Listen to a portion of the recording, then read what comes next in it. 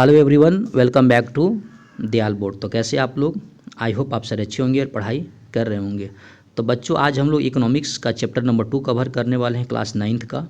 और चैप्टर का नाम है पीपुल एज रिसोर्सेज। ओके, तो इस वीडियो में हम लोग एनसीईआरटी क्वेश्चंस इस चैप्टर से करने वाले हैं। तो आप लोग वीडियो पॉज करके है ना, क्वेश्चंस को आप लोग एक शॉर्ट नोट्स बनाओगे वीडियो पॉज करके, तो कॉपी और पेन लेकर आप लोग बैठ जाओ और साथ में आप लोग वीडियो पॉज करके शॉर्ट नोट्स बनाना शुरू कर दो। तो क्वेश्चन नंबर 1 सबसे पहले पढ़ते हैं। What do you understand by the people as resource?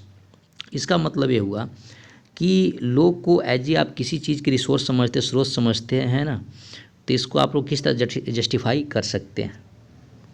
The people as a resource is a way of referring to the country working population in terms of their existing productive skills and ability. तो देखो, people को हम लोग as a समझते हैं, as a resource की तरह इसलिए करते हैं कि है ना, सबको पता है कि है ना कि लोग को एज ए हम लोग रेफ़र करते हैं अपने कंट्री में आपका एक वर्किंग पॉपुलेशन, मतलब काम करने वाली जनसंख्या है ना, इन टर्म्स ऑफ होता है उनके पास स्किल्स या एबिलिटी है। तो जनरली क्या है कि अगर रेफ़र कर रहे हो आपका काम करने की वजह से, तो लोग बोलते हैं आपका कि लोग को समझ सकते हैं कि आपका ये एक तरह का रिसोर्स है जहाँ से कोई चीज़ हम लोगों को मिल रही है। इसके बाद जो नेक्स्ट क्वेश्चन है, how is human resource different from other resource like land and physical capital? तो कहता है कि ह्यूमन जो रिसोर्स है किस तरह से अलग है आपका अदर रिसोर्स, आपका ज़मीन और आपका फिजिकल कैपिटल से। तो इसका जो आंसर हो जाएगा, human resource make use of other resource like land and physical capital to produce an output.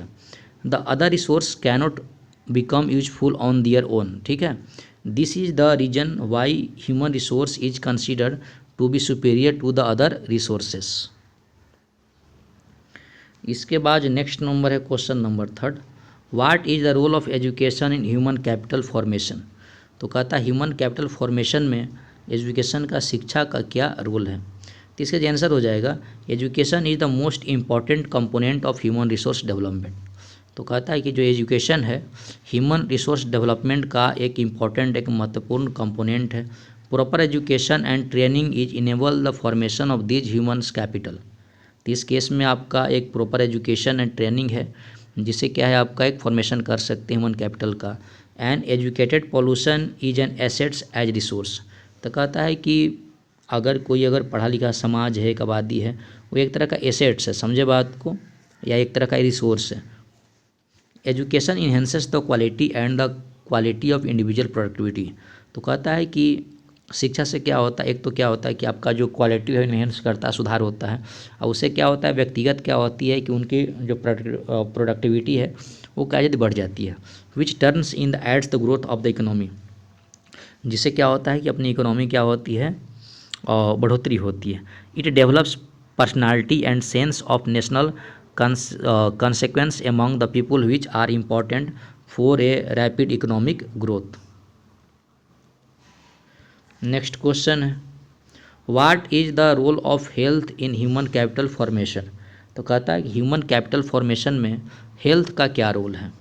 The health plays an important role in human capital formation. तो कहता है अपना जो स्वास्थ्य है ह्यूमन कैपिटल फॉर्मेशन में एक अच्छा रोल प्ले करता है। A healthy person is more likely to realise his full potential. तो कहता है कि अगर स्वास्थ्य जो हेल्दी पर्सन है वो अपना क्या करता है, फुल पोटेंशियल क्या करता है, रियलाइज करता है, and become an asset for the economy. जो क्या होता है आपका इकोनॉमी के लिए एक तरह का एसेट्स बन जाता है। An unhealthy person is less likely to realise his potential. तो कहता है कि जो अस्वस्थ व्यक्ति है अपना जो पोटेंशियल वो कम रियलाइज करता है, उसकी जितनी क्षमता वगैरह है, and become a liability for the economy. और वो क्या होता है इकोनॉमी पे जाकर वो बोझ एक बन जाता है। नेक्स्ट क्वेश्चन है question number 5, what parts does health play and in the individuals working life? समझे बात को। तो the health of an individual helps him realise his potential and gives him the ability to fight illness. obvious बात है कि अगर individual को अगर रियलाइज करे पोटेंशियल को तो क्या करेगा, वो फाइट करेगा। An unhealthy individual is a liability in to his work place.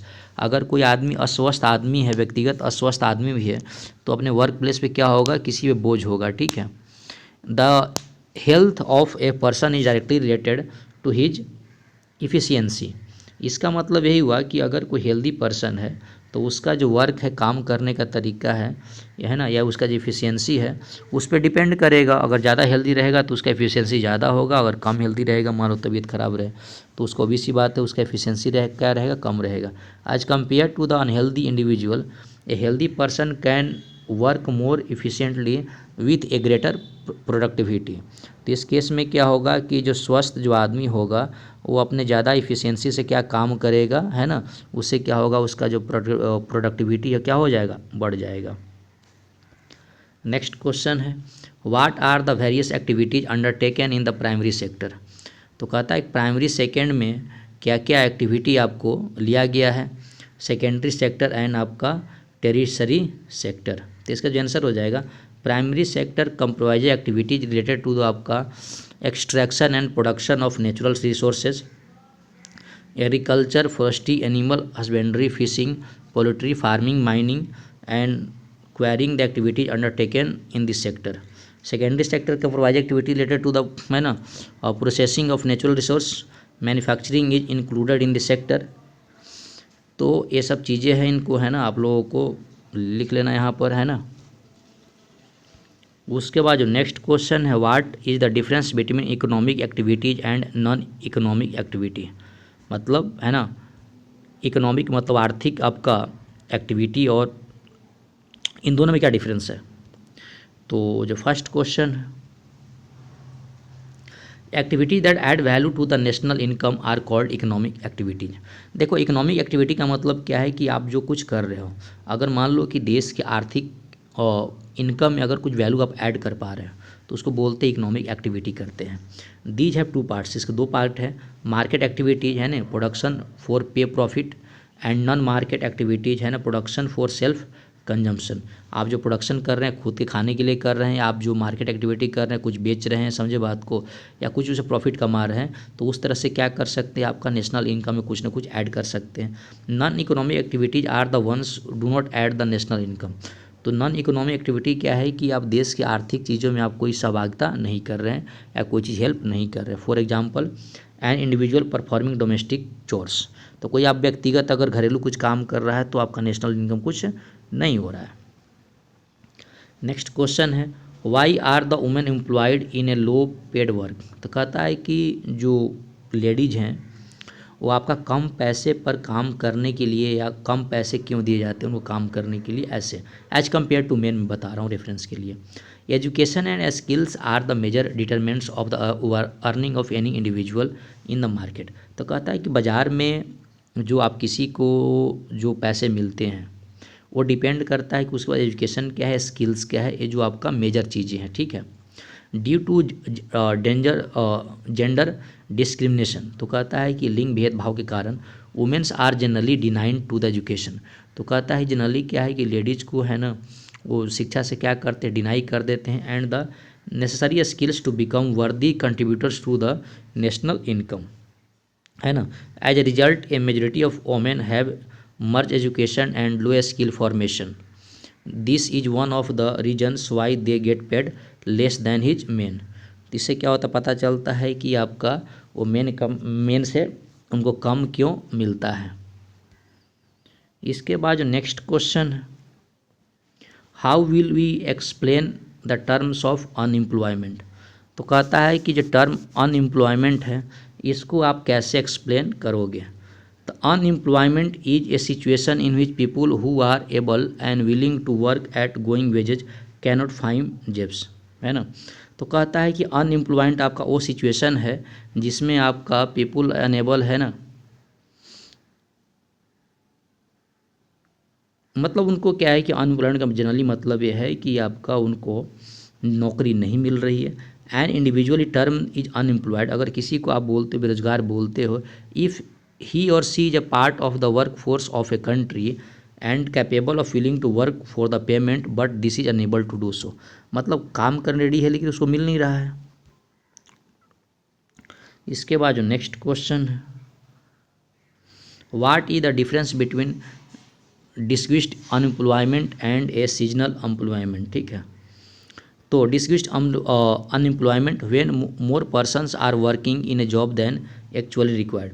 तो कहता है किसी नौकरी में जितनी लोगों की ज़रूरत है उससे ज़्यादा लोग अगर काम कर रहे हैं तो the situation is term as the आपका डिसगाइज्ड एम्प्लॉयमेंट। समझे बात को, जैसे मान लो कहीं पे 10 लोग की ज़रूरत है, वहाँ पे 20 लोग काम कर रहे हैं, तो उसको बोल सकते हैं आपका डिसगाइज्ड एम्प्लॉयमेंट है। For examples, if any agriculture activity 8 peoples are engaged but this work activity actually acquires the 5 people, है ना, and 3 peoples are extra, these are people of the 8 are withdrawn, तो total production will remain affected. तो कहता है उससे ज़्यादा लोग अगर कुछ निकाल भी लोगे तो जो प्रोडक्शन होगा क्या होगा, अनइफेक्टेड होगा। तो सीजनल अनएम्प्लॉयमेंट क्या है कि seasonal unemployment occurs when people are able to find job only during आपका some month of the year. तो सीजनल में क्या होता है कि, है ना, कि जो लोग होते हैं साल के अब कुछ मंथ के लिए आपको उनको रोज़गार मिलता है। For example agriculture labours find work only during the busy season. जैसे मान लो कि जो एग्रीकल्चर सेक्टर के जो लेबर हैं वो आपका जब सीजन होती है उस टाइम पे ही अवेलेबल होते हैं, जैसे हार्वेस्टिंग होना, वीडिंग हुआ, थ्रेसिंग हुआ। This is because of seasonal character of agriculture in India. वो क्वेश्चन नंबर जो 11 है, why is the educated unemployed for a peculiar problem in India.